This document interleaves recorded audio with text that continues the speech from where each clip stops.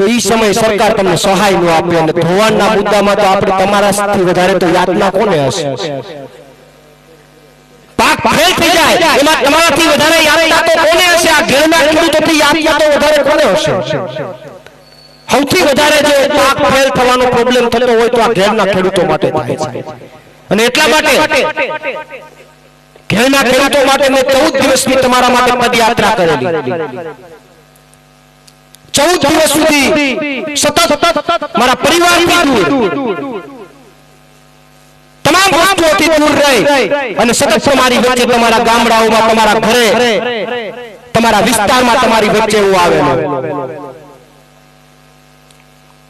અને એ સમયે ભાજપ વાળાએ જાહેરાતો ચાલુ કરી દીધી થઈ જશે ને આ છે ને તે છે બધી સભાઓમાં ભાજપ વાળા આવે પ્રશ્ન પૂછે ને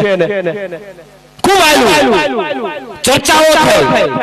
ખેડની ચર્ચા આખા ગુજરાતમાં થઈ પણ મારે સરકારને અહીંયાથી કહેવું છે પ્રવીણ રામ ખેડનો મુદ્દો ભૂલ્યો નથી હજુ પણ પ્રવીણ રામ એ મુદ્દો લડવા માટે તૈયાર છે જ્યાં સુધી એનું નિરાકરણ નહીં આવે ત્યાં સુધી પ્રવીણ રામ આ મુદ્દો મૂકવાનો નથી હું લડી શકું આ માટે હજુ પણ મને જેલમાં નાખ્યો અમસ્તો નથી નાખ્યો તમારા માટે 14 દિવસ સુધી પદયાત્રા કરી એમને ન ગયું એટલે મને જેલમાં નાખ્યો આ કેશોદ માટે અંડર બ્રિજમાં ઉતરોનો હોડકું નાખ્યું એને ન ગયું એટલે મને જેલમાં નાખ્યો તમારી વડી આવ્યો અને ગમે ત્યાં લાઈવ થઈને ગમે તે અધિકારીને ફોન કરી અને એની પાસેથી કામ માંગ્યું એને ન ગયું એટલે મને જેલમાં નાખ્યો જેલે 108 દિવસની પોણા 4 મહિનાની કોઈ નાની મોટી એ નહીં કે એક હારે જથ્થા બંધ પણ હું જેલથી ડરતો નથી અને ડરવાનો પણ નથી હજી ખેડના મુદ્દા માટે લડવાનો છું જ્યારે પણ મને આની વચ્ચે સમય મળશે ત્યારે મેં તમને બીજું ચરણ કીધું હતું બીજા ચરણની અંદર ખેડની નદીઓની અંદર હું આવવાનો છું જ્યાં ખરાબ થયું છે જ્યાં ખોટું થયું છે ત્યાં ડંકાની ચોટ ઉપર લાઈવ કરીને ગુજરાતને બતાવવાનો છું કે આ શું કરી રહ્યા છે એ મુદ્દાને હું મૂકવાનો નથી ગોકળ ગતિએ કામ ચાલે છે સમાચાર મળ્યા છે ક્યાંક માપણી કરવા આવે છે પૂછડું કરવા આવે છે આમ ને આમ પાછું ચોમાસું આવી જાય કાંઈ ભેગું નહીં થાય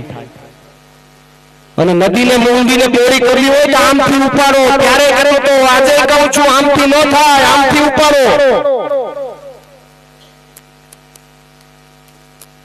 અને જો મુદ્દાનું નિરાકરણ ન કર્યું તો ભાજપ વાળાને કહું છું તમને એમ હોય કે અમે કાઢી લેશું મત તો યાદ રાખજો આ પ્રવીણ રામના આ ખોડિયામાં જ્યાં સુધી પ્રાણ છે ત્યાં સુધી કદાચ ઘર ઘર સુધી જવું પડે તો હું જઈશ આવનારા સમયમાં ઉભા રસ્તે નો ચડાવું તો મને યાદ રાખજો સાહેબ કે મુદ્દાનું નિરાકરણ મારો સ્વભાવ થોડો જિદ્દી છે જે પકડી લઉં છું મૂકતો નથી એ મુદ્દામાં હું આવનારા દિવસોમાં પણ લડીશ આવનારા દિવસોમાં પણ અવાજ ઉઠાવીશ અને આજ રીતે ગોકળ ગતિએ કામ થયું તો 7 વર્ષે પૂરું ન થાય એટલે કરવું હોય તો સારી રીતે વેલી રીતે કરો બાકી પછી લડીએ બીજું તો શું